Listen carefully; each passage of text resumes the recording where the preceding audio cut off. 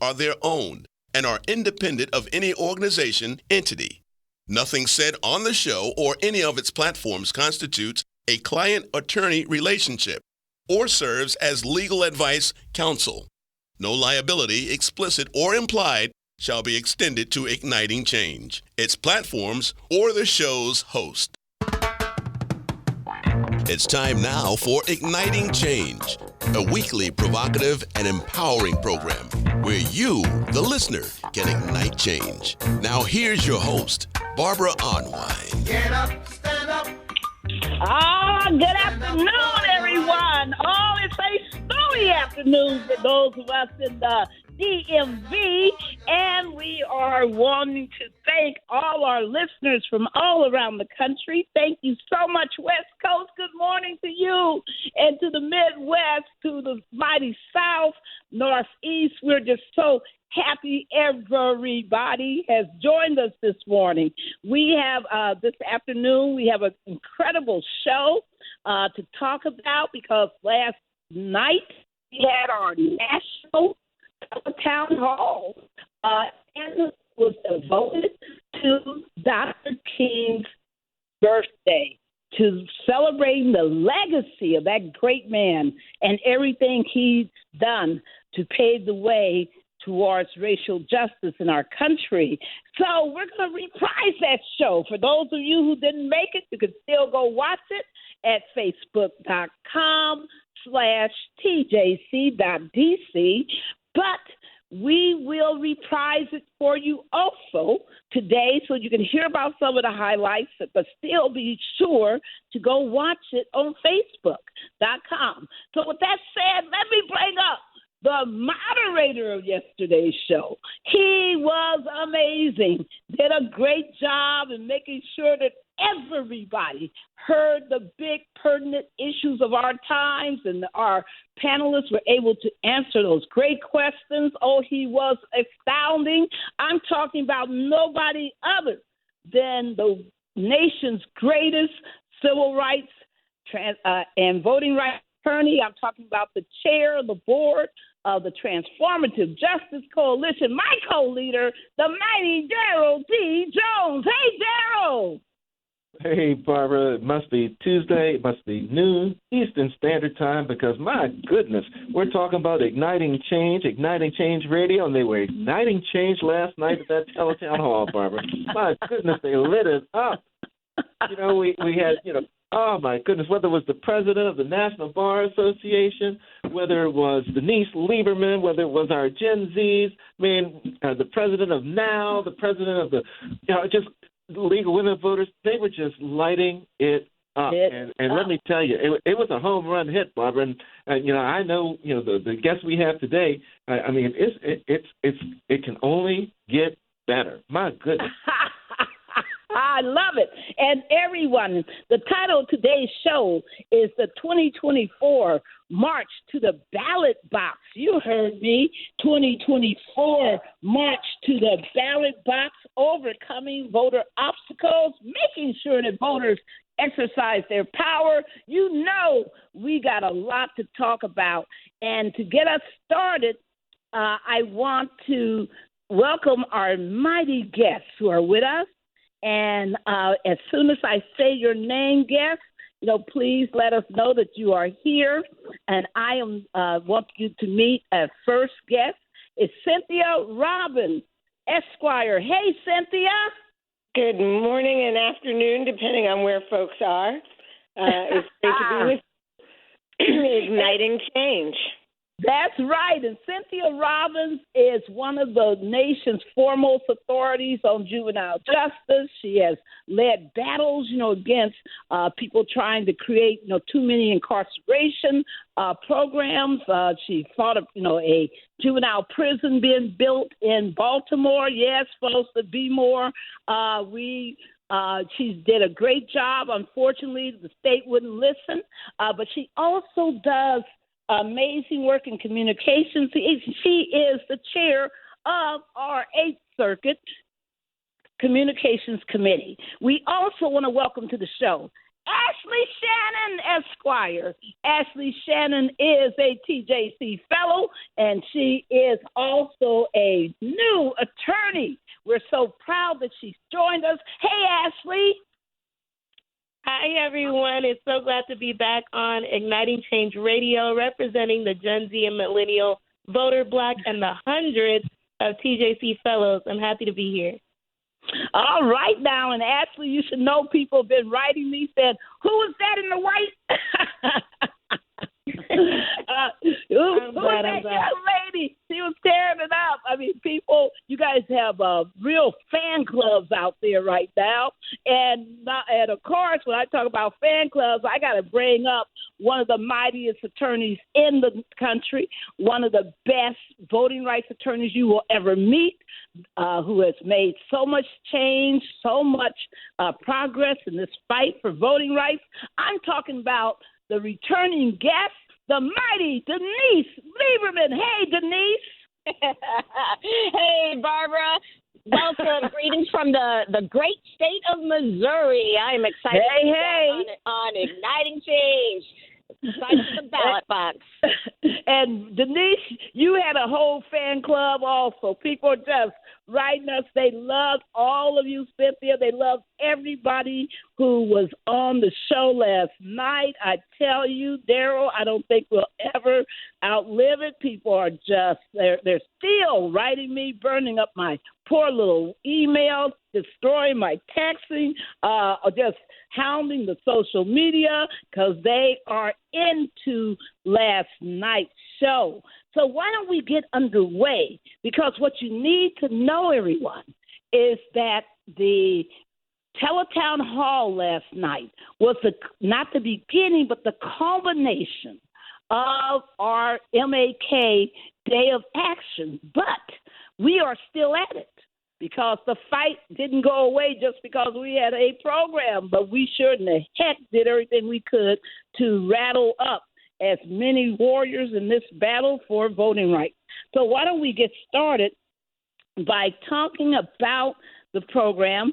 So, Cynthia, for you, what was the highlight of yesterday's program, or last night's program? Oh, Barbara, that is too hard a question to answer. But what I can say to you is that there were several elements of the show that I found really inspiring and encouraging. I will start with one that I hyped last night as well, and I know that you will later announce the impending deadline for the TJC Fellows.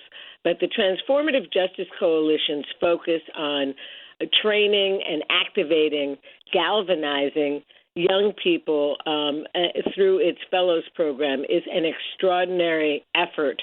I've not been to any of your sessions, but I can see the fruits of that effort and that work. And so having young voices, key voices that are also part of the communications committee that I'm honored to chair, was a big highlight.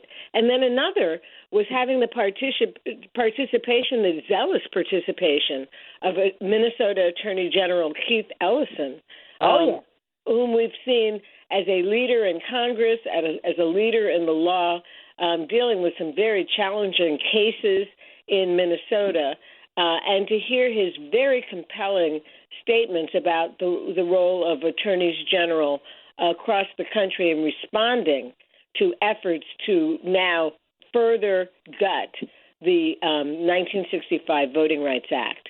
And then I guess for me, a big highlight was the launch of our campaign to get everybody, Lottie-Dottie and everybody, to sign the pledge to protect our vote, to vow to vote in the 2024 elections and thereafter, and to share that pledge with others so that we will, launching on Martin Luther King's birthday and going all the way through African American History Month, the Selma Jubilee in March and beyond, we want everybody to really focus in on the importance of voting rights, and this pledge is one way that we can all take action and ignite change. You can, and thank you, Cynthia, because everybody listening, if you want to make sure that you're getting good, solid information about how to fight for voting rights, how to be involved in this whole 2024, battle for everyone to be heard at the ballot place,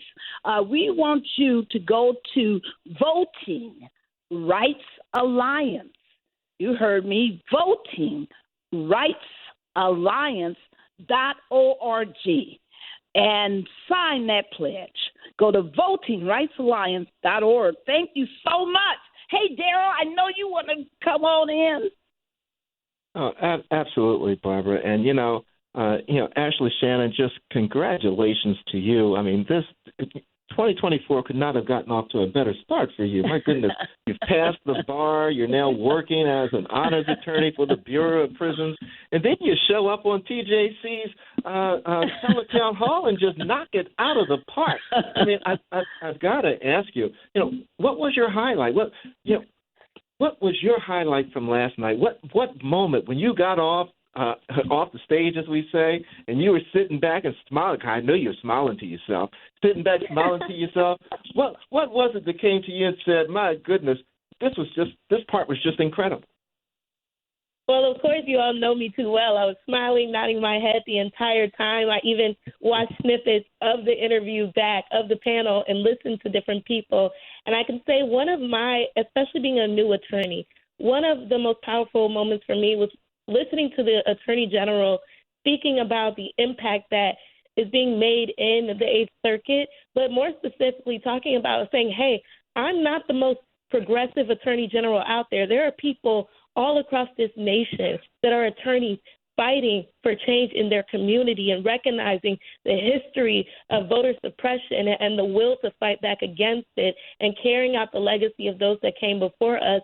And even the National Bar Association president stepping forth and saying, hey, there are 67,000 Black attorneys, members of the National Bar Association across this nation that have a willpower to fight for our community. And we're of use to our community and will be partnering during this fight as well. So knowing that, even as a young starting attorney, Gen Z millennial, that I have the backing of Black attorneys from across the nation when I go into these fights, that was enough to make me want to keep going in this game.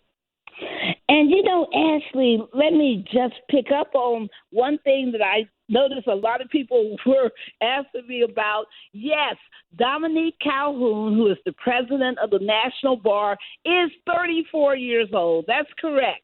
He is a young leader, and it says everything about the National Bar Association that it elected a young millennial to be its leader in this time. He's not the youngest ever. That was Junius Williams, but he is the youngest in a long time, and we're so proud of him. And hopefully he'll be able to join us later on in the show. Daryl? Well, I want to go over to Denise Leiberman because Denise, for me, one of the highlights of this show was when we were given the example of the effigy of a Black man being hanged outside of a polling place with a sign attached and wrapped around it saying, "Don't vote." And you picked it up and you ran with it. So, Denise, could you share with us that moment and share with us the true story that's behind it?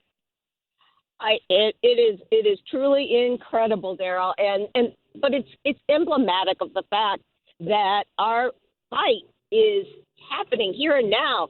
These are not the fights of our grandparents, our great-grandparents, our great-great-grandparents.